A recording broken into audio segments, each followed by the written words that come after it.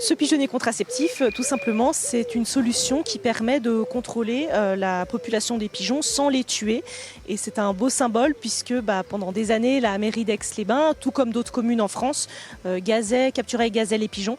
Et aujourd'hui, ce n'est plus le cas. Et c'est ce type d'ouvrage qui permet en fait de ne plus tuer les animaux et de cohabiter pacifiquement avec eux. C'était un ensemble de réflexions que l'on menait. On mène d'un côté l'effarouchement des pigeons avec des faucons dont le but est d'effrayer les pigeons et les faire fuir. Alors évidemment, ils vont d'un point à un autre.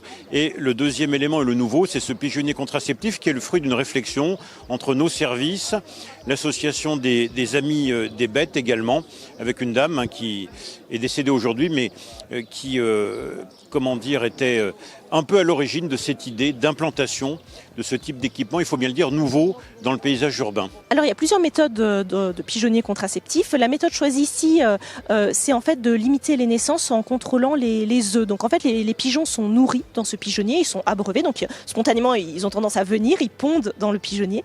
Et il y a une société, celle qui a installé le pigeonnier, qui va venir au niveau des œufs les manipuler pour qu'en fait il n'y ait pas de naissance. Donc en fait le fœtus des pigeons n'est pas encore sentient et donc du coup il n'y a pas de souffrance animale. Il y a eu un grand coup de pied dans la fourmilière il y a quelques années d'une association qui s'appelle Paz et que je tiens à remercier ici, qui a publié une carte de France des villes qui gazaient les pigeons et Aix-les-Bains malheureusement en faisait partie.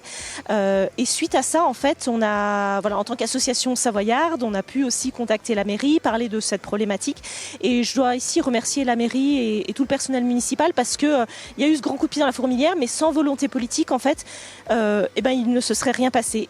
On va déjà observer pendant quelques mois l'efficacité de ce dispositif.